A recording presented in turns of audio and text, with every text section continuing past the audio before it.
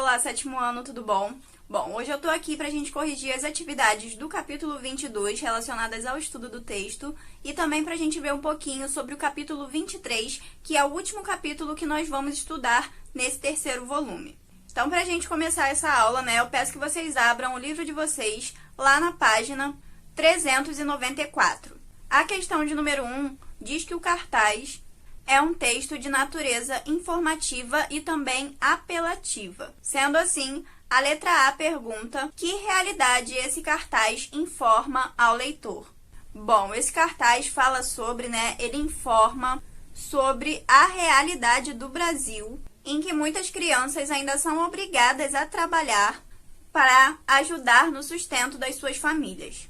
B, de que forma ele procura comover o leitor sobre esse tema? Bom, ele comove o leitor aqui, por meio da imagem, que é a mão de uma criança toda suja, por conta, provavelmente, do trabalho braçal que essa criança faz, e com moedinhas, como se ela recebesse muito pouco para fazer aquilo ali. Então, essa imagem, de certa forma, ela toca o leitor, ela comove de alguma forma. 2. Há no cartaz uma única frase. A. Qual é a relação da frase com a imagem apresentada? Bom, a frase aqui, afirma que o dinheiro do trabalho de uma criança pode custar muito mais, que é o futuro dela. E a imagem, tem relação com essa frase porque apresenta a criança com apenas moedinhas, Ou seja, o trabalho que ela está exercendo agora não vale de nada, ela em comparação com o futuro dela. B.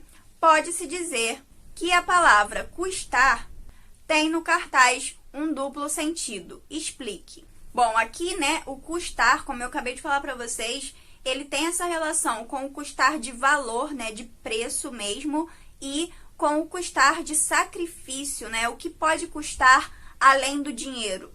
Bom, logo abaixo, dessa atividade de número 2, a gente tem o super desafio. O super desafio, ele fala sobre polissemia. E o que é polissemia?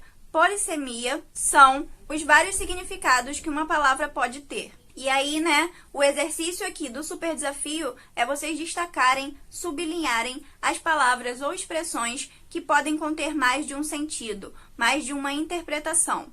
Assim como a palavra custar, do cartaz que a gente viu ainda há pouco. Então, aqui é o seguinte: vocês vão destacar, sublinhar, circular, o que vocês acharem melhor, a palavra energia, da propaganda de achocolatado, porque aqui, em energia aqui dá gosto, não é uma energia, por exemplo, como a energia elétrica, da luz, e sim uma energia de disposição, digamos assim. Na segunda, vocês vão destacar a expressão se liga, porque aqui, esse se liga não é de ligar, não é de telefonar, mas sim de ligar, botão do televisor, por exemplo, ou ainda de se conectar. Na terceira, vocês podem destacar a palavra bis, porque ao mesmo tempo, que bis significa de novo, outra vez, ele também é um nome, uma marca de chocolate. Na quarta, destaquem de férias, porque nesse de férias para os seus pés, não quer dizer que você vai colocar os seus pés apenas de férias, mas sim que você vai descansar, que você vai entrar de férias.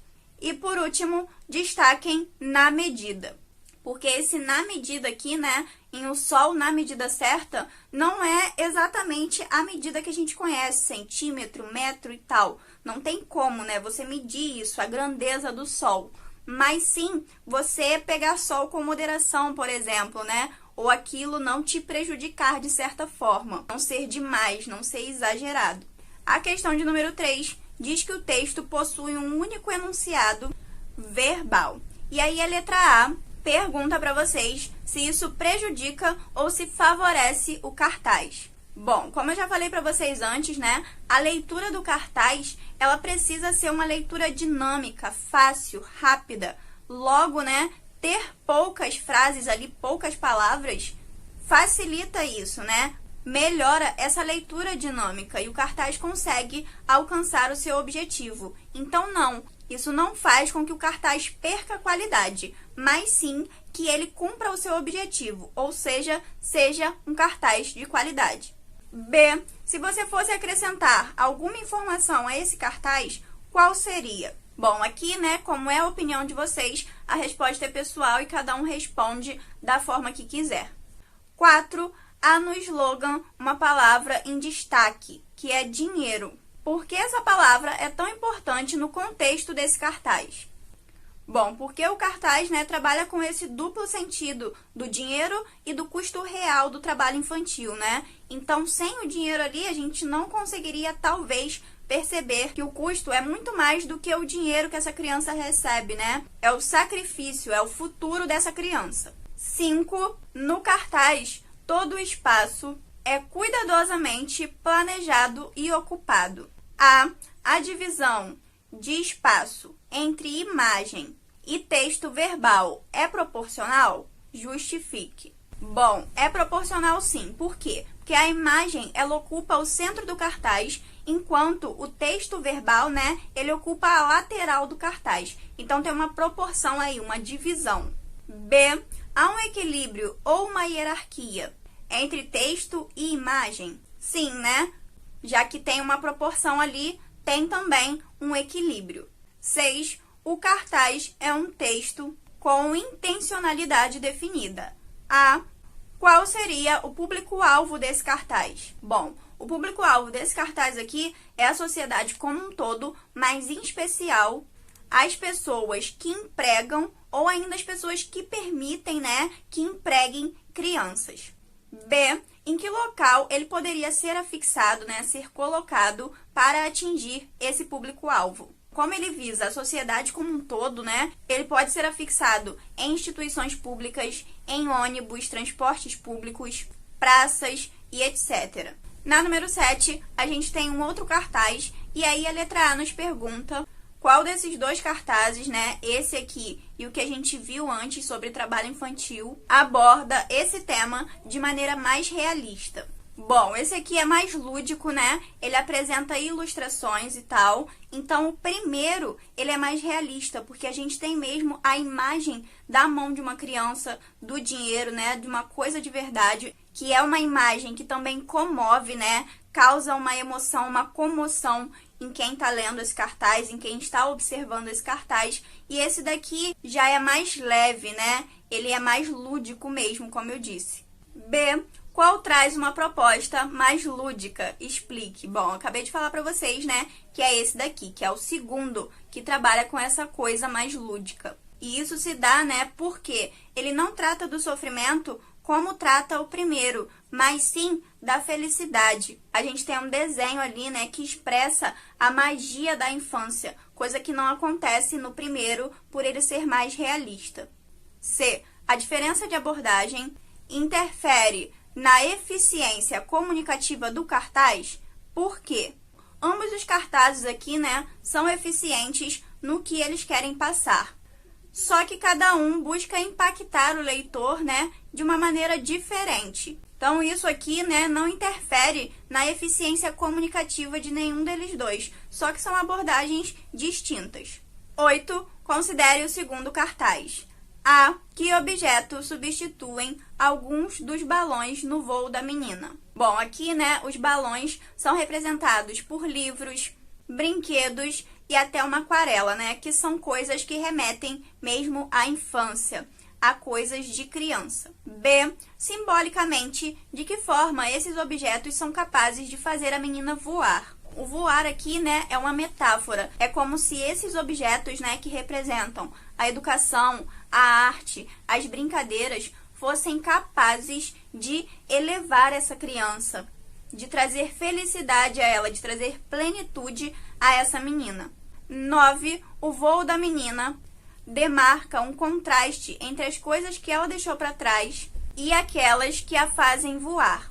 De que coisas se trata? Ao voar, né, por meio desses elementos, a menina acaba deixando para trás uma vassoura, se a gente reparar bem, e uma lata de lixo, né, que provavelmente são elementos que faziam parte do trabalho dela antes desse novo universo, né, de descobrir essas coisas próprias da infância. A 10 pede para vocês compararem os dois cartazes e completarem o quadro a seguir. Então, a gente tem aqui, né, para ambos, o produtor Então, o produtor do primeiro cartaz é o Ministério Público da Bahia e o do segundo é o Fórum Mundial contra o Trabalho Infantil. O público-alvo do primeiro cartaz, como eu já disse, né, são pessoas que permitem ou ainda que se omitem, né, em relação ao trabalho infantil. E o do segundo cartaz são crianças, empresas e também educadores que participam desse Fórum Mundial contra o Trabalho Infantil. O argumento do cartaz, no primeiro, é perder a infância pode custar muito caro, e no segundo é a infância precisa ser valorizada e alimentada com sonhos. Cores e efeitos no primeiro cartaz são sobretons de terra, laranja e marrom, né? Cores mais sérias, mais sóbrias. E no segundo, azul, verde, amarelo e outras cores que são mais alegres, já que o segundo cartaz é mais lúdico, né? E trata de sonhos. Terminado aqui, a gente vai passar para o capítulo 23, né? E ao abrir o capítulo 23, vocês vão se deparar com dois links, né? Que levam vocês ao texto 1 e ao texto 2, que são em formato de vídeo. E a partir desse texto, né, da leitura, da observação atenta desse texto, é que vocês vão responder às atividades de compreensão e interpretação. Feito isso, a gente vai entender um pouquinho desse novo gênero, né, do capítulo, que é o vídeo minuto. O que é o vídeo minuto, né? O vídeo minuto é bem similar a esse que vocês viram no começo do capítulo, né? A esses, na verdade, o texto 1 e o texto 2. O objetivo desse vídeo é transmitir uma mensagem eficiente e consistente num videozinho pequeno de 1 minuto apenas. Pensando nisso, né, é que a gente vai fazer a produção textual da semana elaborando um vídeo minuto, tá, gente? Mas apenas no papel, na teoria. Como isso vai funcionar? Vocês vão fazer um roteiro, o planejamento de um vídeo minuto, mas vocês não vão precisar gravar esse vídeo minuto, tá? Tá tudo explicadinho lá no estudo dirigido. E se vocês precisarem de mais alguma ajuda, podem deixar aqui embaixo nos comentários para eu tentar responder para vocês.